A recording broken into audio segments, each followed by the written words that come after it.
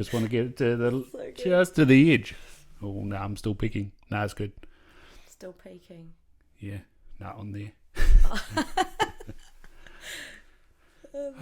He'll drink water. So cool. Yeah. It's like I'm in a helicopter or something. We're going to take flight. You've done helicopter flights, eh? I have. Yeah. Have you flown it? Have I flown one? Yeah. I have had a turn actually, a couple of times. Couple. Yeah.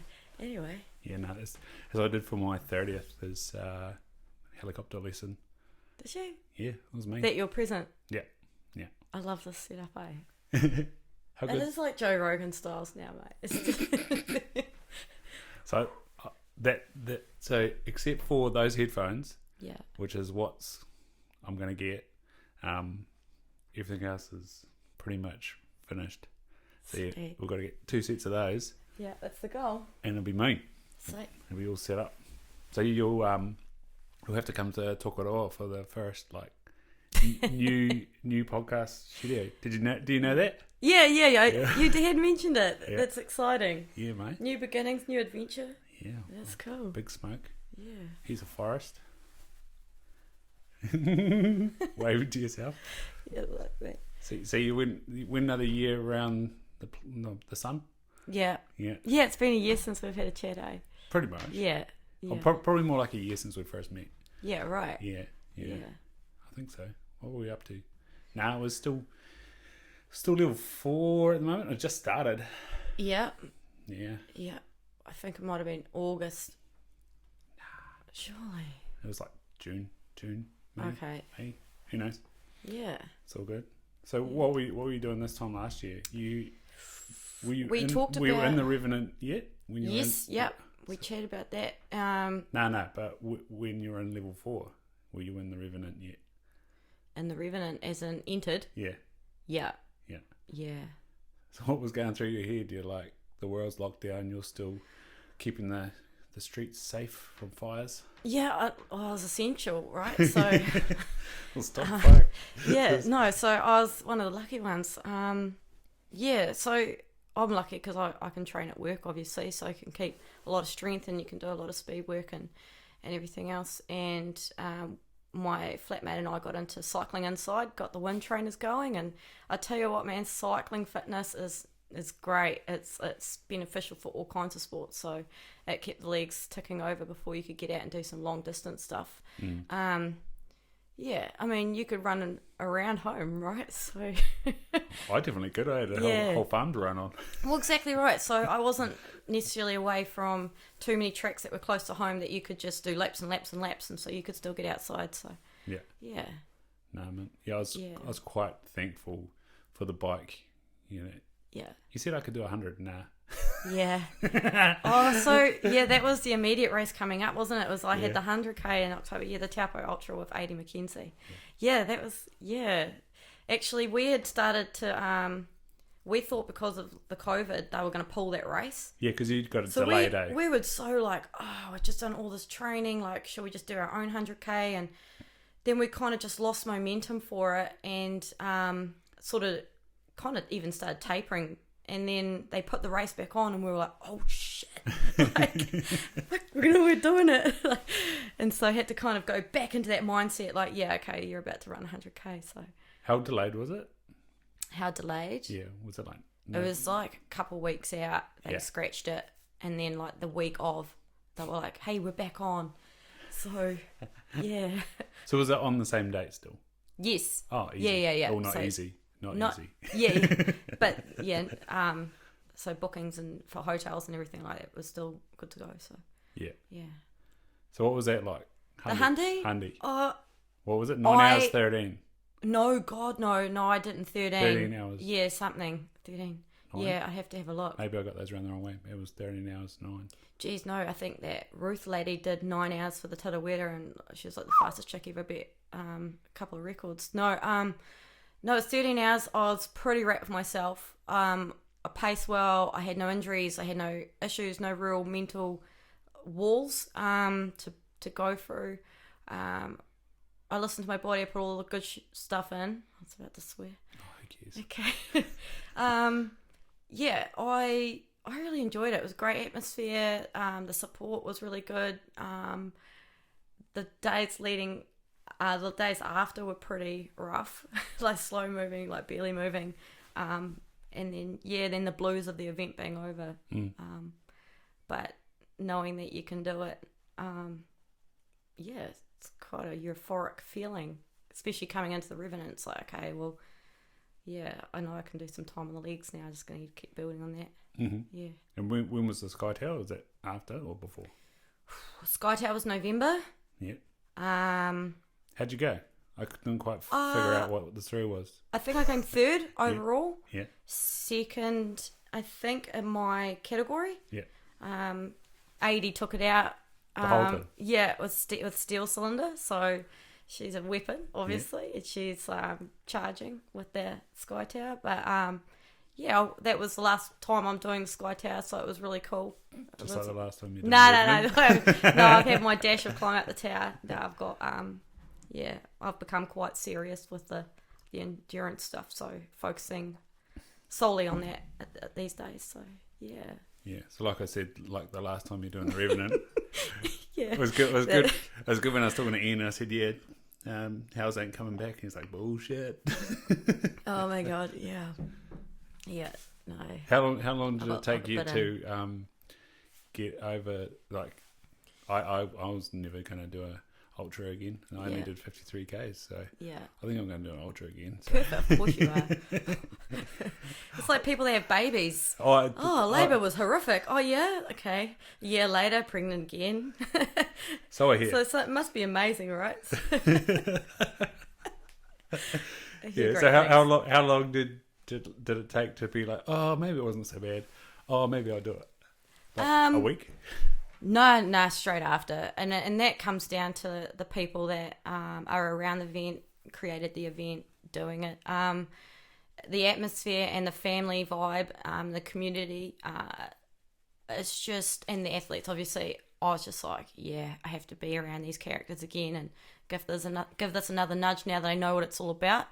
And more, it's just personal challenge, like, so I was really stoked with what I did. It was an eye opener, to say the least. Like, how so? Like, what? I made the mistake of looking at the distance as opposed to the terrain, and yeah, where I'm at in the North Island, I don't have the elevation to train on, and I can definitely get some of the similar terrain. But I need to get off track more. I need to go bush bashing more. I need to, train for the elevation change.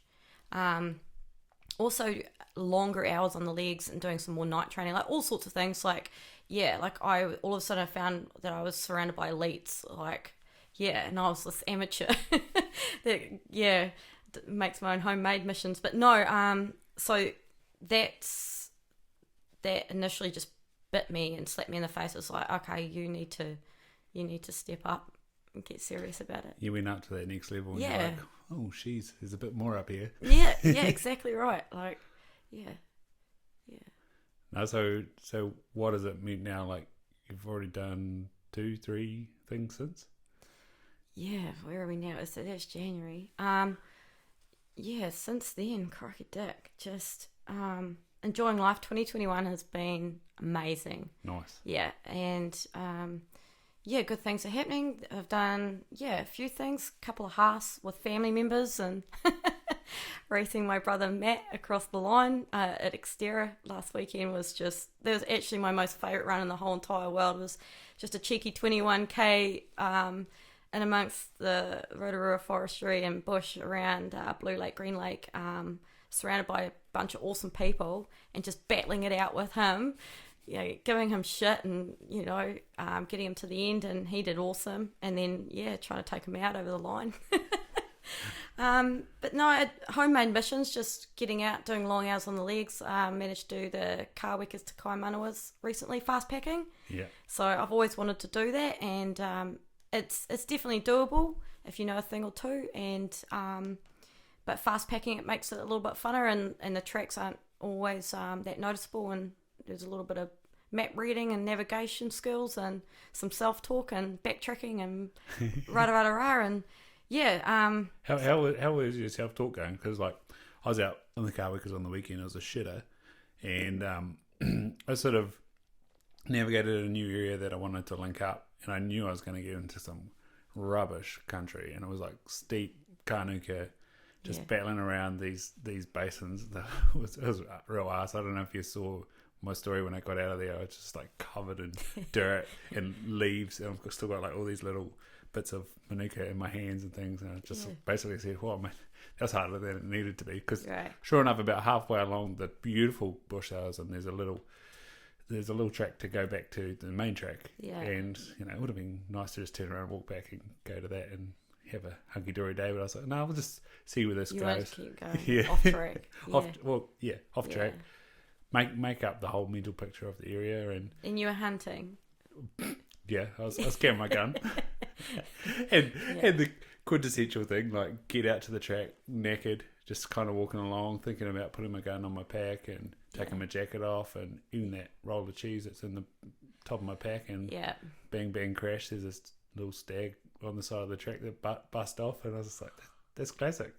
That's Murphy's Law, right? Oh, big time. Wow. You're not supposed to shoot animals on the track, but all the same, it's good to be aware of those ones, but good reminder to always stay confident. And I have been doing that all day, walking along, like stay concentrated, like you're naked, stay concentrated. But what my point was is that in the past, going through that shit, I've got like real down and real angry at myself. But now I was feeling good. I think it's just from doing it more. How are you feeling on those backtracks, missing your markers type scenarios? Oh, I absolutely love it. Yeah, definitely. I can see how it gets frustrating, bush bashing like that. But I guess it depends on your goal and what you're doing it for. But I guess it all comes down to listening to your body. So like if I'm starting to get really tired, I'm pushing the boundaries, and I start like not enjoying it. You start to reassess the situation and be like, okay, what do you need? Like, okay, I need water, I need electrolytes, I need some food, I need a snack. Were you? Oh, okay. Yeah. No, look, you're out there chasing the hard. You're chasing uncomfortable. You're trying to get comfortable with being uncomfortable. So it should be no surprise to you find yourself when you're starting to really feel it, that you're starting to you're aware of your pain. You're aware that it's difficult. You're aware you're frustrated. Your timings haven't been right or something, and it's all part of it. And I think if you don't have that hardship, then you're not going to actually appreciate what you've gone through at the end of it, and I think that's where the real growth happens. And I think we've talked about it before, but you have to go through those dark moments to really enjoy it all. So mental chat's easy these days. I was stoked, no animals. I heard one and saw that one briefly, but it was just like an awesome mission, and confidence wise it was mint. So doing that Kawaka Kai one was getting over to Taupo, or something you always wanted to do. How did that sort of start, or was it just sitting out here looking across at those ranges going? Pretty much it's building confidence and curiosity. So you start out by tramping, you start out by pushing the backcountry, you start out by going off track, and then you start looking out further. And every time I went to the car because I did my familiar backcountry tracks, for whatever the mission was, you'd always be looking out into the horizon. You'd be like, wouldn't it be neat to go over there, or to traverse that, or to climb that mountain, or swim across there, whatever. And then when you get the opportunity, and it does always present itself, it's like, I'm going to do that. And then you start tackling what needs to happen for that to happen.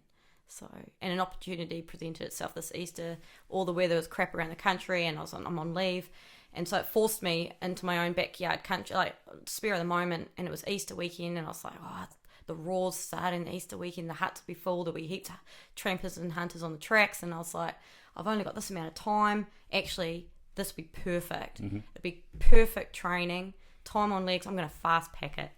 And so I bought a bunch of maps, did a bit of pre-planning, watched the weather constantly, and then just went after it. Nice. Yeah. Did you see Ian's mission over the route burn? I did. Yeah. Today, I was looking through. So I went and saved what he packed. Yes. I was like, mate, you packed more than what I take hunting, and people were like, I don't know, interested in what he was doing. So what did he pack? He had a Garmin InReach. Gore-Tex waterproof jacket, waterproof over trowels, long sleeve thermal leggings, arm sleeves, a synthetic puff jacket, and he notes that it's better than the wet, which is true. Warm hat, gloves, spare gloves, a buff, headlamp with spare batteries, and a second headlamp with spare batteries, so he's beating me there. First aid kit, got one of those, a survival bag, food, water, and his phone. Like, he's geared up, eh? Most of that he'll be wearing. Yeah, and it's exactly. the road burn, right? So yeah. It was known. Yeah, and so like, and he you know, he's like, he'd be going out for a mad mission. So he was mad. He was like running across the top, screaming at the snow, and then he's like, "Oh, and a tramper." I still can't comprehend what he pulled off in the Revenant. It's just legendary. Yeah. So what was in your fast pack? I take a tent just because I've been caught out before on a public holiday banking on having a bed in the hut. Mm-hmm. And to be honest, I love my tent. It's so light, and I'm quite keen What do you got? It's just like a little 1 man, 1 kilo Kathmandu tent. It's my baby, and I'll put it up anywhere. I actually slept on a ridge the first night, and holy heck, that was chilly. Was it blowing then or no? No, it wasn't. Nice. No, it was awesome. I cracked it. It was awesome. So I take a tent. I take my PLB. Yeah. Looking at it, like I feel like my parents are watching me over there. No, so PLB. I take my one treat item, my luxury item that I asked every tramper or hunter on the track what they take. I'll tell you later. But I take a block of goat's cheese Gouda for the end.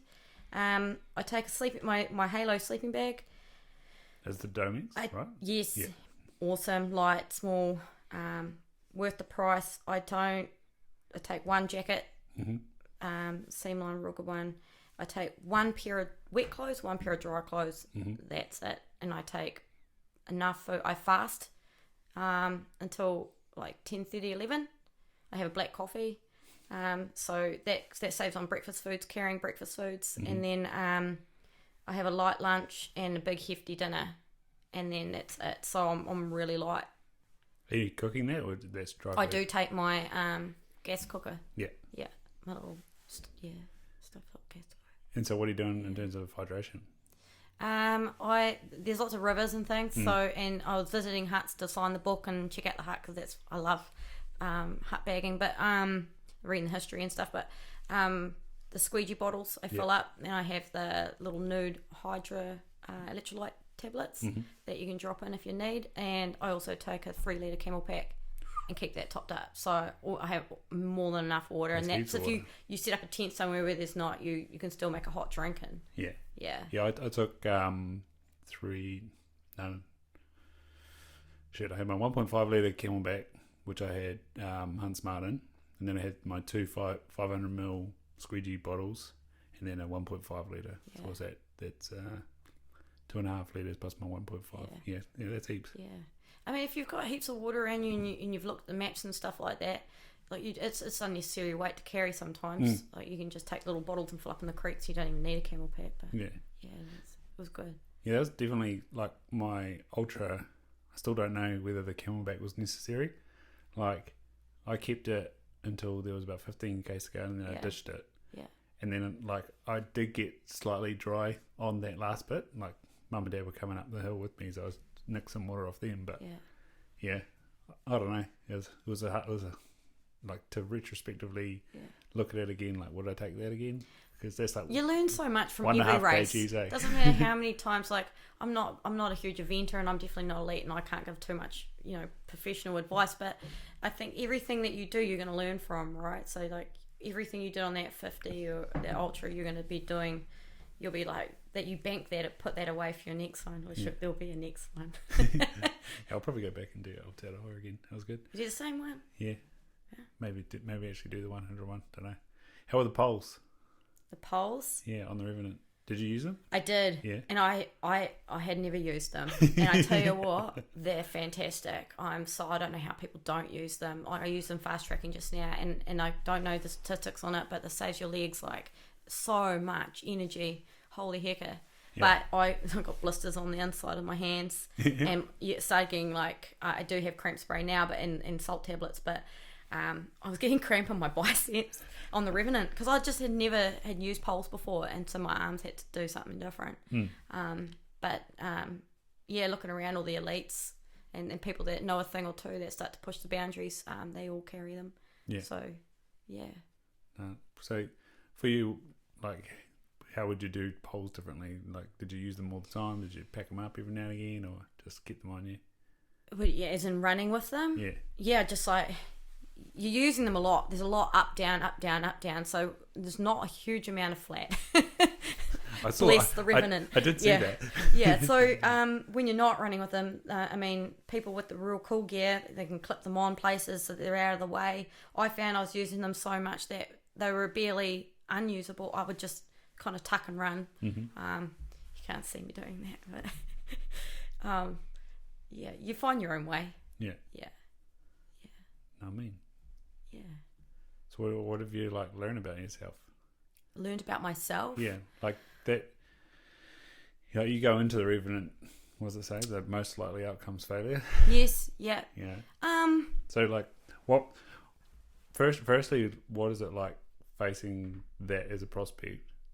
Then going along, doing it, being in the competition, or it's not even competition with yourself, and then getting to that time where you said, right, I've got to be happy with this, and this is me.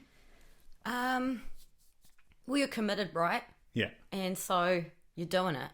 So you may as well embrace every aspect of it. And the beautiful thing about the Revenant is that you're kind of kept in suspense. So I had nothing to compare it to. So it was happening to me. Yeah. So I just kind of let it happen. And the awesome people around me were giving me heaps of advice, and everyone was just in a real cool, chilled out mood.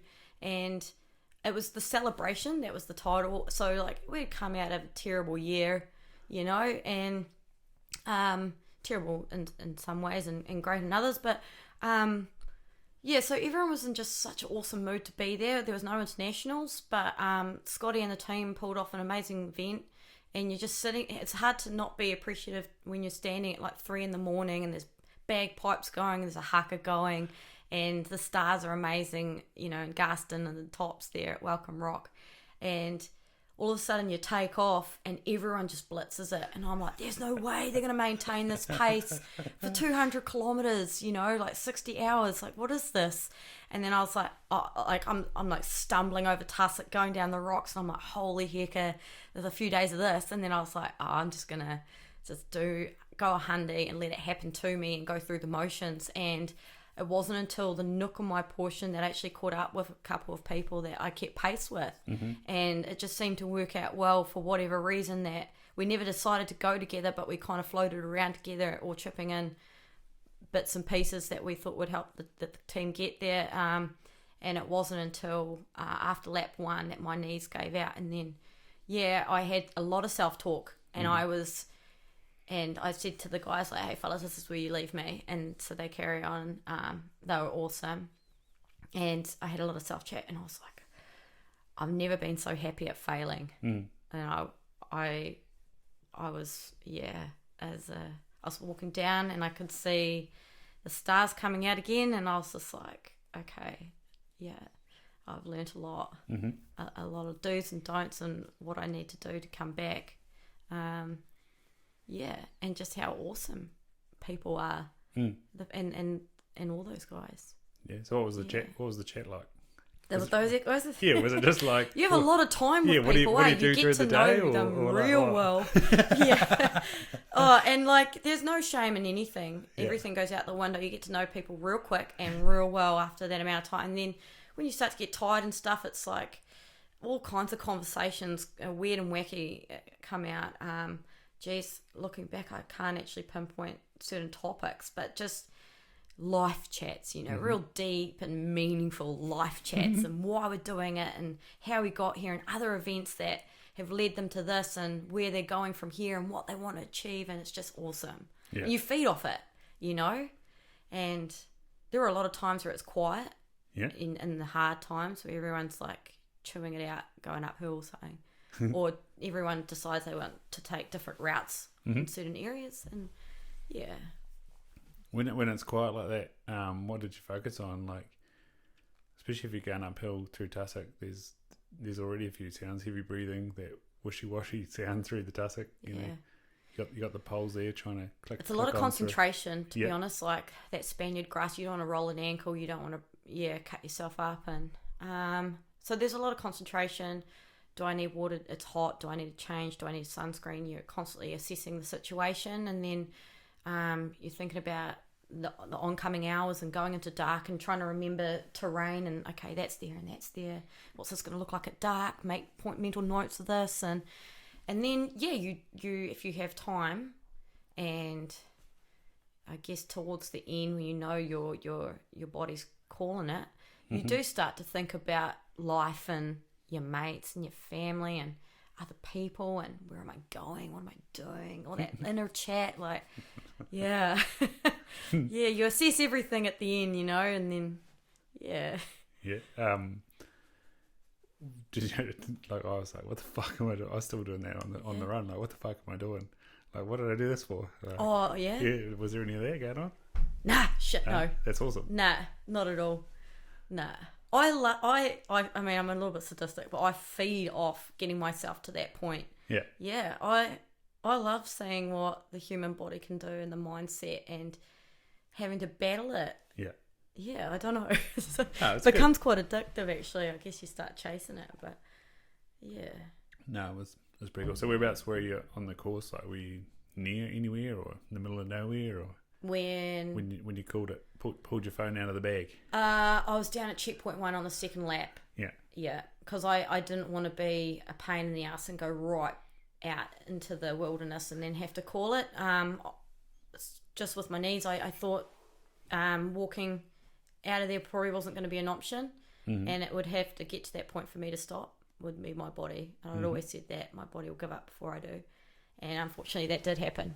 And yeah, it was. Oh, I hated the call, but again, I was pretty chuffed at the same time.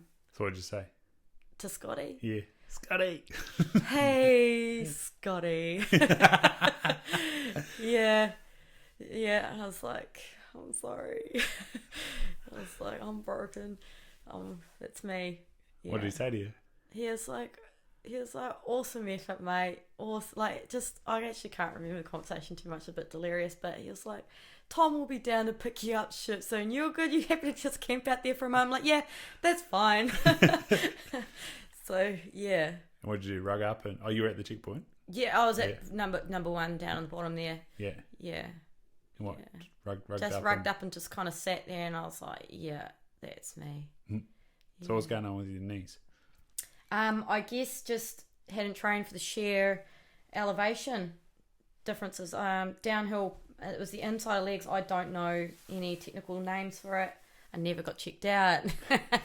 I just, I'll massage, a little bit of recovery time, like, and then back into it. Self-massage, or you went and saw someone? I've got a Thai lady I go to. She beats me up. It's fantastic. And so you're just like, I hear it. Can you just move it around? Is that what you do? She's awesome. Yeah. Yeah. Or massage. Definitely suggest massage for anyone doing sporting events. Yeah. 100%. And you were doing osteo too, eh? Yeah. Yeah. Yeah. What do you mean, yeah? Yeah. Yeah. That's good. Yeah. No. These things will start to add up and things. I just mean like I'm more religious with the massage than I probably am with osteo, but I totally agree with osteo because they do bone and muscle, right? So, yeah, if you have the luxury of being able to go and see one every now and then. Yeah. So what are you like you say, you're escalating that need of care. So with massage, what's that providing you? Massage? Yeah. Why do you go and get massage? Well, I guess it's just my job as well, like adrenal fatigue, cortisol, like you're pushing it, you're putting your body through hell on these endurance events, right? And whatever training you do and whatever missions you're into. So it's not just for releasing the tension in your muscles and recovery and all that other good stuff that comes with circulation from massage and stuff like that. I think mentally, knowing that you're taking care of yourself and that it's potentially helping, like maybe placebo effect, but also relaxation, just the smells of the oils and calming. It's really calming for a high-paced life. Yeah. Yeah. So how long you got? Hour or half hour? Or? I go for an hour. Yeah. Yeah. Do you ever fall asleep? No. No. No, because it's painful. Yeah. She goes handy. Nice. Yeah. I remember at school, as part of our high performance sports unit group, we went to the Polytech and had sports massage, and I think I was still swimming then. Or maybe not, playing water polo. Yeah. So I had sore back, and I was like, so what do you want me to do? I was like, I'll do my back, and then I fell asleep and did like the big twitch thing. She's like, oh sorry. I was just like, no. Yeah. It's all good. You obviously needed it, eh? Oh yeah. Yeah. Yeah. Yeah. Teenager at school, not sleeping enough. Yeah. How on sleep? How are you balancing your life out? Are you still doing those crazy bloody 24-hour shifts? I've actually, work's been interesting. I've had the luxury of having a seniors course down in Nelson and got to run the Able Tasman with Hayley McKenzie and progress a little more in the career, which is awesome. And then come straight off that and go into my leave, which comes around twice a year, and you get a couple of weeks off. And so work up until what are we now, April, has been relatively, I wouldn't say cruisy, but not so fast paced. Yeah. Yeah. So, yeah, it's good. And you're loving it still, obviously. Absolutely. Can't get enough. Yeah. Yeah. No, I love my job. Best job in the world. Yeah. So what makes being a firefighter best job in the world for you? For me? Yeah. Working with a good crew to provide an awesome response to the community. It's a model answer. But no, like I'm real proud. Yeah. Like everyone's happy to see us, and kids are happy to see us, and then also every day's different, and it's so much variety. Like if we're not drilling, if we're not training, we're gymming, we're doing smoke alarms, doing like school visits, and then in between that we've got interesting calls. So you just don't know what you're going to go to. I like that. You know, I don't know what the day is going to bring, and I'm going to be counted on or reliable. And I like that pressure, and it's a job where you have to be fit for purpose, you know. So I like that challenge too. It's not always easy, and you always we talk about imposter syndrome. But you just you always want to be your best. You don't want to be caught not being your best. So I like that. It's good. Yeah, and the crew's good. Yeah. The station's good. Station life is good. The band is crazy. It's hilarious. And you're in the winterless north. And I'm in the winterless north. Yes.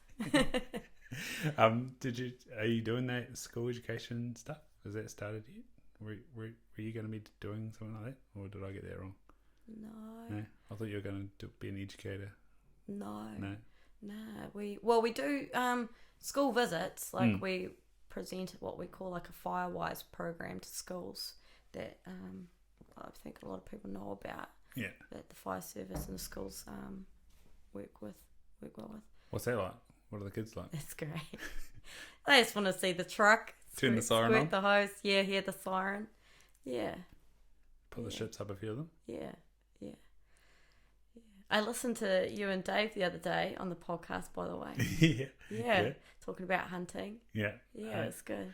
It's bloody good to, see, touch base with Dave, really. It's quite cool that you've caught up with him. Yeah. Now you catch up with me, then you'll have to get Fitzy back on here for an update. And I was talking to old Justin. Yes, the other Justin, day. yes. He reckons he might come up after he gets back from Fiordland. So yeah. They might They're be doing there. a trip down south, eh? Yeah, so they got perfect fourth period down there for the Wapiti. Yeah. And it looks like Justin's just been bloody sitting on the boat going to the Marlborough Sounds and stuff. So I don't know if they're in Fiordland yet or not, but yeah, it's cool. But yeah, Fitzy as well. Hoping to get him up for the NZDA. He sort of said, well, what do I talk about? I was like, maybe warfighter hunting. Yeah. Yeah. So now that I've got this set up, we'll be able to have mean yarns. Yeah. That's real neat. That'd be cool. But yeah, it's just like, as I've talked about, that unofficial circle of savages, just Yeah. watching people and people watching themselves and Yeah. sharing. And we all keep each other honest, I think. Yeah. You know? Keep chasing. Yeah. Well, like over Motivating each other. Yeah, I went for a run on Monday. Cool. It was just like, I wonder if I can run again. Yeah, I can. Yeah. Yeah, but no. I don't know. I've definitely got to work on those tendons. Yeah. Yeah. How do you feel about this statement? It always hurts. You just get faster. It always hurts. You just get faster. Or do you think your hurt is getting less? I think on some level you become kind of used to the pain, but you shouldn't be in too much pain, you know? Yeah. Like, if there's effort, and effort can be a struggle, but if there's like real solid pain, like I'm just breaking myself and beating myself into a ground, and this is just constant, then I think it's all about listening to your body, which is the hardest thing to master. Yeah. Well, that was the weirdest thing. Like, obviously I haven't written about the actual race yet. Yeah. But that day when I decided, 101's too much of a stretch, I was on the bloody limestone trail. I like hit a wall. Like, it was not fair, eh? I had bought some wireless headphones thinking, oh yeah, this would be awesome. Yeah. Chucked them on, went out for a run. Sound was shit. And then my battery went flat. So I lost my GPS, lost my music. Hey, and you know what? Sometimes you just have a bad run. Oh, fucking A. But like, it doesn't matter how many runs you've done or how many, like sometimes it's just not your day. Yeah. First time wearing my compulsory kit, so there was like a little bit of extra weight. And yeah, my back was just sore. So I was like lying on the limestone, like trying to stretch and stuff, walking, being like, fuck, this is how am I going to double this? And then, yeah. So then when it came you need to work on that in a chat, by the way. Oh yeah, it's brutal. It's getting better. Yeah, it's good. Last year it was brutal. Yeah.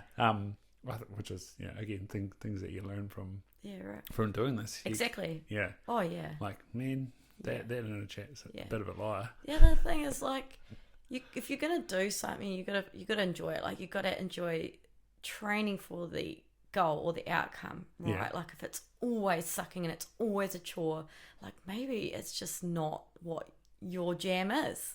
But you know what? Like, I'm talking negative. Like, it was hard. Yeah. It was sore. Yeah. But I liked it. But like you saying, like, a bit sadistic. But yeah. Yeah. But yeah, so we climbed up the big ass hill for 21 k's, and then we steeply came down, and that's when my wheels fell off. My patella tendon just started blowing up. It wasn't guiding very well. Yeah. But again, like you're saying, between effort and pain, it was one of those things where it never got any worse. And I heard Tony Dodd say this, like, he was used to doing triathlon, Olympic level triathlon, and then he did Valley Ultra. So I think they go like up one spur across the ridge and then back down again. And I think that's about 58k. And yeah, that's what he said, that the pain never ever got worse, but it was brutal. So I did have that in my head, and then like I had about 6k's to go, and then I remembered you saying that you had about 7k's to go, or 17k's to go, and you chucked your music on, and I'd kind of like forgotten about music, and I was just like, oh, what the fuck? Plugged in some headphones, and even that wasn't really, like, took a while to save me, and then, but yeah, I got there in the end. But yeah, going down the hill, because again it was another steep drop, I was just like, oh, these knees are a bit sore. Yeah. And that was what was locked up afterwards. So I went to osteo, got a little bit of sciatica for the first time in my life. That was fun. You're human. Yeah, and he quickly fixed that, thankfully. But yeah, just getting the guide of my knees back again has been slow. Yeah. I think you talk to anybody that does any sport, it's trial and error, eh? So finding out where you need to work on muscle wise or training wise, terrain wise, like, until you find that happy medium. And even then you're always pushing the boundary, so like your poor body needs to catch up with, hey, what do you actually want me to do here? So it is tough. I think if I was like I won't be able to do this now, but to enter that race again, because it was nearly 1,000 meters vertical, I'd go back to that Makino River up to the ridge again. Like, Or go to Mangatarutu. Yeah. Holy hecker. that is out the gate. Yeah. That trek from Makino to Mangatarutu. If you want to talk to anybody about that trip, if they've done it, oh wow. Just up, eh? Yeah. It's just all the incline that you do going up to Makino, you drop straight down to Makino River. Yeah, that's the part I'm talking about, yeah. And then straight back up to Mangatarutu. Is Mangatarutu will be higher, won't it? Yeah. Yeah. Yeah. Yeah, that'd be good. And just all the way, keep going. Yeah. Good view from that hut too. Yeah? Yep. Yeah. And you saw my name at I Makino hut? took a photo. I sent it to you. I love that. Yeah. It's like, oh, it's familiar. Yeah. It's so good. Yeah. Now my mate Matt Short, he's been in a few huts. Did you see any wicker huts? Wicker entries? No, and to be honest, like I didn't. I spent like literally 2 minutes at every hut. It's literally just hydrate, write the book, and go. Yeah. So I didn't do my usual skip around the hut and really enjoy being there. But just as well, we were there like a month ago. Oh yeah, yeah. What do you write in a book? What do I write in? Yeah, Helz was here. I just something real super positive usually, like my trip intentions, and then oh my god, this is amazing, I love it. The clouds are nice. It's cloudy. No, I write what I'm supposed to write in every gap. Yeah. No, people probably hate my hut entries. I write big novels. That's cool. No, but people read them. Like if I was staying the night in a hut, I would spend hours lulling over the book. It's the best part of being in the hut. Yeah.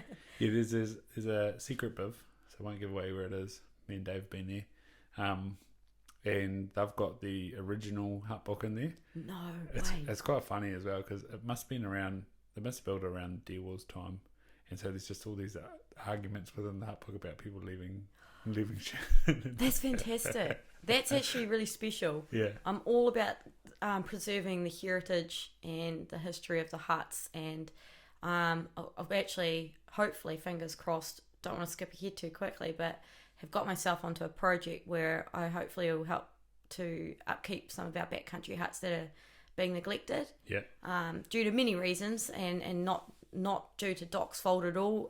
It's just generally a lack of funding and materials and staffing. Yeah. Who's that with? Backcountry Trust. Yeah, nice. That's what Ben Wicker was talking about. Yeah. He does, because he does the asset assessment, right? And so then he interacts with the it's been trust. my most biggest passion since I was a child, and my grandmother devoted her whole life to Doc, and I don't know, it just feels like during this fast packing traverse that I just recently did, it just dawned on me. I was like, we have to keep the history in the hills, and not only because it's the history, but they offer a great shelter protection for the tops, and just for future generations. Just because they're not necessarily serviced or accessible doesn't mean that we shouldn't be appreciating them because they're not as visited as often. So yeah, I've reached out and hopefully get to jump on board with some projects. Yeah, where you hoping to work? Ruahinis, because the Onga dock base is now being worked out of Palmy. Mm-hmm. So unfortunately, we might not get that much interest in the backcountry in the Ruahinis, and so that will be a focus. Some huts in the Tararuas, Hirapai, and some other ones there, Ariti, and then also I think in the Kawik it's the old Manson hut, where there's a new one and there's the old one still there, so they want to do something with that. I don't want to talk out of turn because it's all kind of still in the woodwork and a little way off being planned out, but I'm so lucky to have the opportunity to hopefully get in to do some of that. Nice. Yeah, I know after Ben and I spoke and I brought up Makino Biv and I was in there on Saturday night with all the creepy crawlies and it was leaking, and it was good to see there's a little asset number on the Makino Biv, and a few ideas got thrown around about doing Matt Short reckons there's a tent sort of hut somewhere, I think around Coleridge or something down south. Oh, okay. And yeah, he was like, it'd be cool if we could put that on the Makino track, because that area is pretty fun, and like lots of good areas around and lots of good places to go. So yeah, it's 4Ks as opposed to the 6 or so to get to the Makino hut. Right. Yeah, which will be fun. Yeah. No. Neat. Do you have a favourite yet? Or what's your favourite so far? A favourite hut? Yeah. Oh, I've got a soft spot for Makino, but I seem to find myself going back to Ballard a lot, and I can still see my entry from 2014, and that just makes me feel like, it's almost like it's my spot, it's my haven, it's my batch, it's my church, you know? And to get there is such a horrific journey that I feel like it's such a treat at the end to get to that hut. And then if you get up early and climb back up onto the tops, the sunrise is just fantastic. You can see Ruapehu, Tongariro, and then you can look out over to the Kaimanawas and down south even, and you can turn around and there's Kawika J sort of like staring at you, so you feel like you're on top of the world and there's no one around. So probably Ballard and that in those ways. But what ways have you been there? Like, have you been there from Makino? Have you been there from Middle? Have you been there from Kawika J? Yes. Oh, shit, yeah. All the ways. All the ways. Yeah. So Kawika's has been my favourite range. When I was living in Wellington, I really got to explore a little more of the Tararuas. Yeah.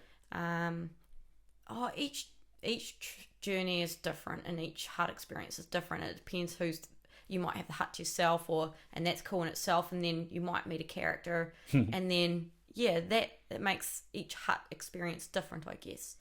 Yeah. So what was special about 2014? Nothing so much about that year, but just that I could look back on the hut book and see my entry from there. And that was actually probably the first time I went to Ballard. So it just shows you like how little it's visited. Yeah. But how special it is that you can go back and years later your entry's still in the same book. I don't know. Yeah. Sentimental. Yeah. Growing up here, like your nana's obviously into it, but did you go up there much? Never did anything too extreme as children. Yeah. It would be like Sunrise Hut, Longview, Waikarariti, Sandy Bay, rowing across the Waikarariti lake. We'd go in and do triple X huts and accessible huts as kids, and then it wasn't until like you get older you start to take off by yourself or with groups of people and do bigger trips. So and then it escalates. Now you run past them. Yeah. So what are you doing Friday? Oh God. I was waiting for you to ask that, actually. It'll be the Friday bean when this comes out, but running in circles. Yeah. I've listened to Dirt Church Radio. What a cool podcast. And you talk about this ridiculous. That sounds kind of cool. Sounds no, sorry. No, you're better. Oh, fuck. Nah, they're cool. I've had this shit for ages. Yeah. They've probably got some sort of sound tech or something. I don't know. Yeah. No. But what are you doing? Running in circles forever here? And so like I wouldn't have found out about this event and probably so many other events if it wasn't for the guys doing Revenant. So they were like, you need to do this, you need to try this, you need to do this, and they all kind of spin in circles. Like there'll be familiar faces at this event on Friday in Auckland Riverhead Forest. It's called the Backyard Relapse Ultra. It's a mouthful. It's cool. So many puns. I'm pretty sure it's Sean Collins' event. So he's AKA the Beast. He completed the Revenant, I want to say, last year. Well, that was the first time, wasn't it? Was it? No, second. Wasn't there 3 people last year and then? I don't know. I've lost it all. I know. I should know this stuff. No. So again, all the elite and all the people there. It's just a fun, like, okay, so 6.7k loop. With I think 140 meters of elevation over the whole course. I don't know the true statistics of it, but you've got an hour to complete the lap, and so on the hour, every hour there'll be a bell or something ring, and you have to go again. And so you complete this loop, and some of these guys will be doing it 30, 40, whatever. I think my strategy will be stretched out to get quite close to 50, and then have the rest of that time to change socks, to inhale food, so your porters come and throw things at you, get warm, whatever, and then ding, ding, ding, you go again. And so it finishes when you finish, the last man standing sort of business, or you don't make the cut-off time. that's my understanding of it. I've got nothing to compare it to. I know Adam Keane from Aerobic Edge Fitness, he's a coach. Actually, I've been lucky enough to sign up with him. He did 34 laps, and I'm pretty sure he's a course record holder, which is just insane. And then there's Katie Wright, who's taken it out, females, with, I think, 31 laps. I want to say these guys came and did it as like a, because I think this is, there's international backyard relapses around the world. Right. And so, like, I think in Africa they do, like, and I don't, and all of this is just my understanding of it all. Like, I could be put out on certain distances and things like that, but I think Africa do like 70 hours, 70 laps, something crazy. You know? It's wicked. It's crazy. Oh, yeah. But anyway, no, so I'm doing this Friday lunchtime. The Ultra guys set up their tents and it kicks off, so... Yeah. And so what, there's like just like a little hub at the end of each lap? Yeah. Yeah. Yeah? Yeah. Have you done anything like it before? Nope. No? Nope. Run around in circles? Yeah. As long as you can? No. So, I have a goal. I don't know what to expect, but my goal would be to do 20 laps, which is obviously 20 hours, and that would be, in distance-wise and time-wise, that would be kind of a PB for me. Be quite a cool one too. If anything over that's a bonus. So my strategy, if I have one, is conserve. Well, and then obviously not run out of time at the end. But yeah. So what sort of visualizations are you going through at the moment? Like, my straight away thought there was like, you do 50 and you go, oh fuck, that was too slow, or oh, that was too fast, or something like that. Like, then what do you do? How do you attack that? Like, you're obviously playing what's in front of you. I don't know. See, I try not to overthink it too much and pre-think what things are going to come at me. But in saying that, I try to visualize hitting a wall and then how I'm going to get through that. And so it's a little bit woo woo, but I meditate on it. So I try to visualize. As in now you're meditating on it. Yeah, so in the evenings I spend like 10 minutes kind of just stretching, and while I'm doing that, I'm kind of meditating on it's more visualization, like visualizing the start, what it's going to feel like. Even after lap 1, like, don't be surprised if the heart rate's elevated and you're like, fuck, I've got 19 more laps. Yeah. And these guys look so fresh, you know, this is going to hurt. No, so just visualizing that the pain is going to come and that it's all good. And then you just enjoy the excitement in the process of it. And just do what you can do. Go through the motions. And again, listen to your body, like, okay, I'm feeling fatigued. Have a salt chew. Have hydration. I'm going to need food on the next day. I'm getting cold, whatever. You start to, it's just all weighing it all up as you go, I guess, and then tackling it as it comes. Yeah. I don't know. The athletes and stuff might have other ideas, and they're coming well prepared. I'm bringing my mum. Yeah. And she's a hoot, man. Like, coffee won't get me through. She will. So, like you said, meditating on hitting a wall. Like, what do you do to get through the wall? Because you've kind of got to go through a few walls to realise that, hey, you can. And I loved what because they don't last. Yeah, that's right. I love what Ian said about how, like, what can I do to get back to the high again? Like, that was just like, man, that's revolutionary. No wonder you can do these things. Like, what are some of the things that you've come through? I go all the way back to the start. Like, why am I here? Yeah. I start with that. Like, you're here. I talk to myself. I'm like, you're here. You love it. You love this. you know, you love this shit. You love hitting the wall. Like, you're all good. You're all good. I like tell myself, I'm like, you're light. You feel light. You feel good. You talk yourself into it. It's like, it's a little bit crazy, I know, but yeah. So what's feeling like? What does that look like? What does that feel like? Yeah, so you're convincing yourself you don't have heavy legs, you don't feel tired. You just, it's amazing what the brain will do. Yeah. And you can convince yourself. Like, sometimes even if like you're running for like 15, 20 hours or whatever, you can even get a chant in your head. You're like, I'm light. I'm fluffy. I'm light. I feel good. Yeah. And you come up with whatever you need to get through it. And you do sidetrack yourself, and then all of a sudden it will just hit you. Yeah. And you'll be back down there again. And yeah, you just got to trick yourself. How good's the sidetrack, hey? Like, all of a sudden you're another couple of Ks through. Yeah. Yeah. That's kind of the... Take your brain down a rabbit hole thinking about work or something. Yeah. Or... yeah. That's kind of the annoying thing about having tracking in news, because then every K you get a hit, you're like, oh shit. Yeah. Well, where was I? Yeah, for that last K. But no, it's also... You do after, and I think other endurance athletes or people that get into it, and I think we talked about this on the podcast last time, is your body does help you out with this automatic, it takes over and it becomes like quite autopilot-y, and it's just kind of emotion after a while. Yeah, and it's almost hard to stop.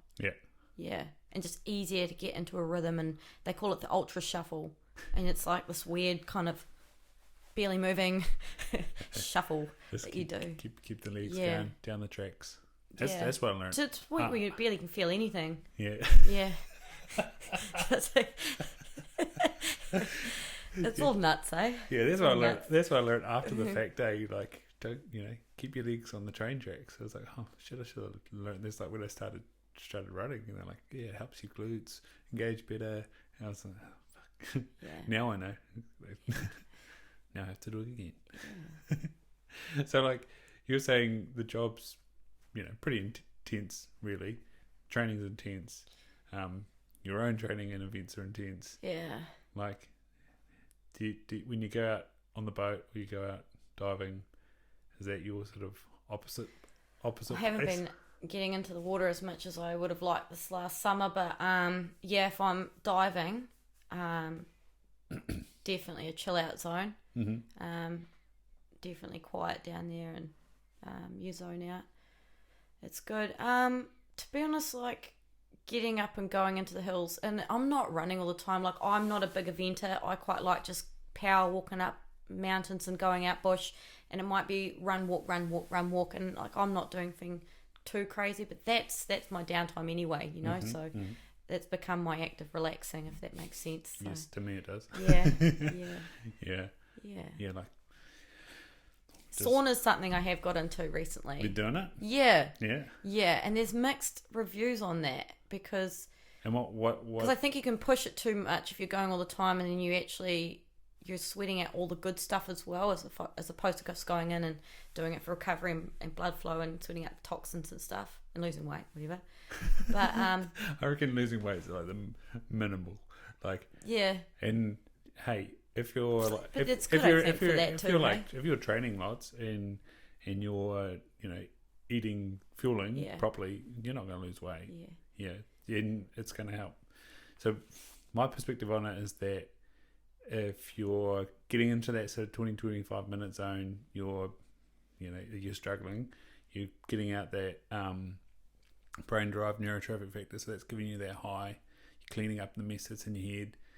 So you think push it to that time? What does old Rhonda Patrick say? If you're doing like 3 20-minute sessions, you're lowering all-cause mortality, and you're lowering your I didn't hear hers on that. I love Rhonda Patrick. Yeah, she's so good. And then like it's promoting growth hormone, so whether that's progesterone or testosterone, it's good for your mood, those things, good for your muscles, those things. These are all great things, because I've been going.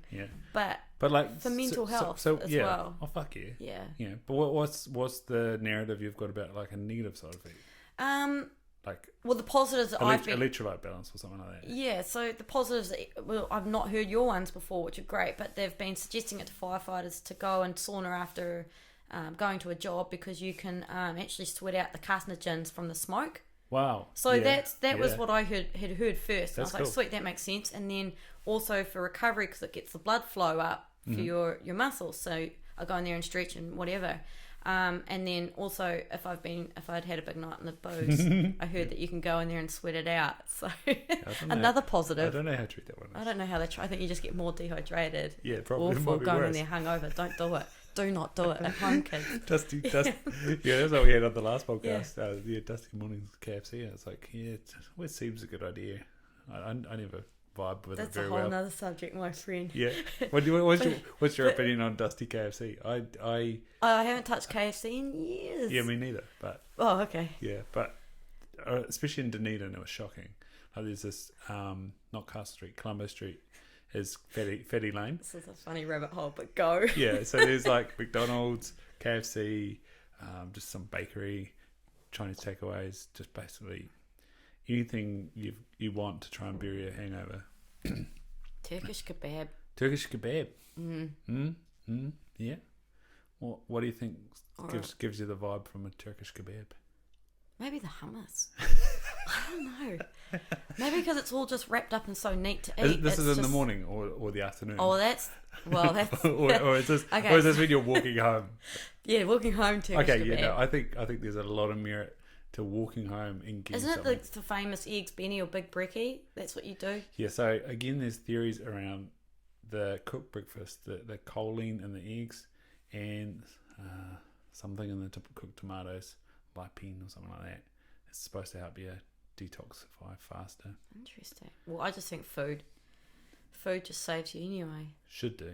So, Yeah. anyway. But then I also get like this feeling that my body won't process the food until the alcohol's gone. And so if it's been too boozy, you just like end up like stacking your stomach and then you just feel like shit. You think a lot. That's my idea of a hungover Sunday. Have you never heard of the empty bowl syndrome? So empty bowl syndrome is the hungover person, and so you just feel empty all day. You not had that? Yeah, no, Where you just like keep feeding yourself all day because you have an empty bowl because you feel like you're still hungry Yes, all day. I'm the opposite. Really? Yeah, I just need to sleep. And your friends and two booze boozers, I reckon, is part of the trick. You nearly pulled the camera. Oh yeah. I know. Oh, this took a left turn. Yeah, no, shit comes up all the time. Do you need more water? Conversation always comes back to poo. Yeah. Well, it's the same in ultras and in fast packing limit. Yeah. That's why you need huts. No, so the negative thing I'd heard about saunas is that you can actually overdo it and you're stressing your system, you're stressing your nervous system. And then you're also, if you're not replenishing those electrolytes and those salts and all those minerals that you're losing while you're sweating, you're going into a deficit, and it's actually becoming not as beneficial as it could be if you were just doing small spurts and not pushing it out the gate. Probably. It's probably like what we're saying with going in there with a hangover. You're depleting yourself. So yeah, I think that's like everything in balance, eh? Yeah, or like using them as tools and being conscious of, you know, what's the saying? If everything's a hammer. Yeah. Or like, I don't know, you think everything's also, a nail. sauna chat's awesome. Yeah. And sometimes it's not so awesome. Yeah. So you have to pick your time. There's a dude at Aspire, he came in one day and he had his podcast on. It was Stephanie Cohen, so it was a good podcast talking to Tim Ferriss about like powerlifting and shit. And then Did he have it loud? Yeah, well, because you can't really have headphones or else your headphones get too hot. So you just kind of, the Aspire one, there's a brick wall, and so if you can put your phone on the ground next to the brick wall, it won't get too hot. Excuse me. Risky. Yeah, risky. It won't work. But yeah, he turned it straight off, and he's like, "I'll see if you've got good chat or not, or then we can just listen to the podcast again." And I was like, "Oh yeah, whatever." And yeah, then exactly that. You just start talking about, I don't know. I think especially if someone's been in there for 5 minutes, they're already in a weird place. So they won't ask you a normal question like, "Oh, where do you work?" You got to ask a short question with a short answer, eh? Is that your tactic? Nah. No, because I get sidetracked. I won't think about the pain. I'm like the sauna itself. I'll get into a conversation and then yeah. So do you set an alarm or what do you? No, well my thing is I go in for 20 to start, come out for 3 minutes, go in for 10, come out for 3 minutes, go in for like 5 or 7.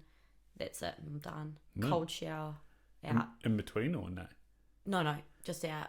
Just outside. Just bring the heart rate down, cool down a bit. Yeah. Go back in.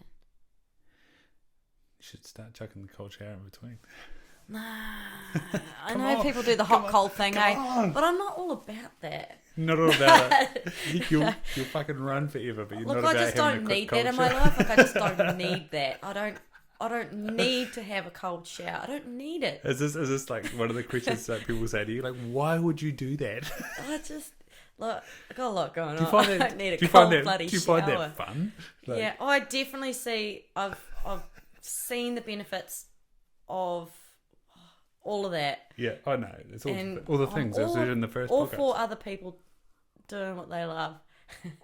But I just don't need to do it. If I thought I was lacking in my life or cold unbalanced or just needed a spruce up, yeah, maybe. You get into a nice bath. Yeah. Yeah. Do some Wim Hof breathing. Wim Hof, yeah, what a character. Have you done any of that? No, I've definitely looked into him and listened to his podcast, Joe Rogan, and he is just so fantastic. But he still hasn't convinced me that I need to get real cold. I'm not. What about breathe? Greatest What about in breathe cold. though? I think breathing's a big thing anyway. So yeah, but Well, it saves your life and your job, and your previous job as a dive instructor. breathing's definitely important. Yeah. Yeah. Not very fun when the person you're instructing pulls your respirator out, eh? Yeah. Did we talk about that in the first one? I think so. Someone pulling your respirator out. Oh, diving. Yeah. Yeah. Yeah, it's been a few battles. It's been fun. It's good. Yeah. No, so who was introducing sauna for getting out carcinogenic smoke? It was just something I hope that that's true. That sounds awesome. yeah, so it's just been talk around the station and Yeah. other stations, and it's just been floating about as because there's this big movement against carcinogenics. Obviously, you know, we have a clean trucks rule now that's come into place What's that where mean? if we've been to a fire, we take off all our dirty gear. It can't come in the truck. We do like a decon. We wash everything down. We try, it's like clean cab rule. Try to keep everything clean so we're not bringing it back to station. And then we're in the showers pretty quick and trying to get it off. And getting new gear all the time, sending away the other stuff to be cleaned properly with an organisation that does that. And then, like we have big extractor fans that hook onto the exhaust of our trucks now. Mm-hmm. And so just a big movement to stop cancer in firefighters, which seems to be pretty. And they're thinking that prevalent. quite a bit of that's to do with smoke. Yeah, very much so. Because more and more these days things are synthetic and are made and built out of more toxic things, if that makes sense. And so when they burn, we're then breathing that in and getting into our skin and getting into our system, and that stays with you, which is kind of scary. But hey, we take on this risk anyway to do what we love. So. Yeah, it's good you put out skin. Like most people don't realise that skin's a pretty bloody your big neck organ. soaks it up. Everything. It's just incredible. Yeah. You learn about it, you start like, holy heck, you think about things differently. Yeah. So do you take that into like personal things you put on your skin and things like that? Like I use a deodorant thing. Oh, what's it even called? Bugger. But it's natural deodorant. Yeah. It's hard to find good ones. Man, there's some shit I ones. think that's the way the world's going anyway, It's more natural. In New Zealand, you're pretty lucky. Like, most products are pretty clean these days. You don't have to spend too much money to get something that's actually good for you. I mean, I don't have brands that I can shout out or anything like that, but no, I try to live a pretty clean and, I don't know, clean life. Yeah. In all aspects, but try to get the old fish. And everyone could be better, I guess, eh? Oh, so, yeah. It's hard sometimes. Yeah. Mm-hmm. Can't be too hard on ourselves either, eh? Yeah. So when are you taking off in the morning? Be heading up to Auckland. Well, now that I'm not coming down to do a 5:30 podcast in the morning, I'll be rocking at a human hour, maybe 6-7 o'clock. Yeah, heading for the coffee and fasting till 11. That was a thought I had, because now since knowing you, I've seen firefighters out in pairs going for walks to get coffee, or seen the truck out. Yeah, you're taking notice. What's the vibe with taking the truck out for coffee? What's the vibe? Yeah. What is that question? Like, why do you take the truck out for coffee? we're community, like being seen in the community, you know. No, so you okay, because we do get a bit of shit for this, all right. So I'm gonna put this straight for everybody that gives firefighters shit for going out and getting their coffees with the truck.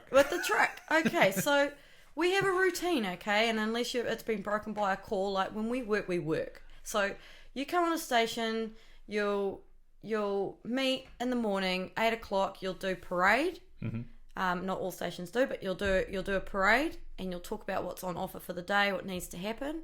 Then you'll do a real thorough check of your truck, your gear, and then you'll, from say 8:30 onwards, you're drilling, right? And not every station runs this way, but this is why you're seeing the guys out getting their coffee. So they would have drilled that morning, and then they may or may not have got their PT in, but then sometimes drill's quite difficult and quite hard. Like you're pumping it out, you're working on a skill, and even then you might have had a call. But 10 o'clock, around that time, that's our moment in the day where we will take the truck off site, we'll go for a stroll, we'll be seen in the community, and we might be doing some smoke alarms on the way or afterwards. So we've got to be out anyway. And then you have that going to the same spot every day to say hello to the coffee ladies, or you know, the people that are making them. And it's just, to be honest, for mental health and for morale of the crew, is huge. It's huge. Yeah. So I'm all for it, eh? Like, I do think mix up the coffee shops. Yeah. Try what else is out there and be seen in different places is always good too. But no, I definitely think don't take that away from us. And are you still always driving the truck, or you've managed to like not always be driving the truck? Well, so no, we changed. Yeah. Like we definitely changed. Like it was a period where I was driving a lot just because I was a probie driver, and so they had to get me up to scratch to be able to respond under lights and sirens. And so, yeah. So no, I'm getting a lot of driving time, and it's cool, man. Like it's a big step up, especially from the back seat, and it's just like any other progression. I guess you'll get used to it, and you know, cross your T's and dot your I's, and be good at what you do, and stay solid and be prepared. Yeah, and why don't you just keep getting certified and everything? Yep. Well, just be good. Just be good at your job, at the basics, and and know that well, and then look to the next step and start to grow and build on that. Yeah, definitely. Oh, well, that's been awesome. Fun using this stuff. This is a cool setup, man. That's good. That's good. It's been an awesome chat. Yeah. Lots of rabbit holes. What are you going to take forward, mate? Out of this chat? No. Take it. No, say 20. You said 2021's been going good. What are you going to take forward for 2021? What am I taking forward from here on in? There's a big thing in January that you're going back to. Yeah, so that's the be all and end all, right? So that's dangling over my head. No, so that's exciting. Revenant, of course. For me, for personal, I've got some personal things that I've been chasing and coming to fruition. Is that the word? Yeah. So I'm very excited about that. So that'll keep me busy. My brother Matt had a little girl, and so I'm a little bit of a crazy aunt. Oh yeah, is your sister coming back? So yeah, sister's in Melbourne, and they've just opened the gates, so there'll be a trip to Melbourne, and I'm sure she'll be over here ASAP. Hoping that she moves home at the end of the year. And look, we got weddings, and we like my personal life it's going really well for the rest of the year. But no, some really cool events. It's the YUU 2K. Did I say that right? That's in Wellington. That's the urban ultra. So that's neat. That's like 60 something. That's cool. There's different events, and then I'm going to do my first miler. Yeah. At the Naseby, the Great Naseby in Dunedin area. Maniatoto. Or probably Maniatoto. And that's a 10k loop or something. And I've got for a mile, 100 miles. Good times. Who comes up with these, eh?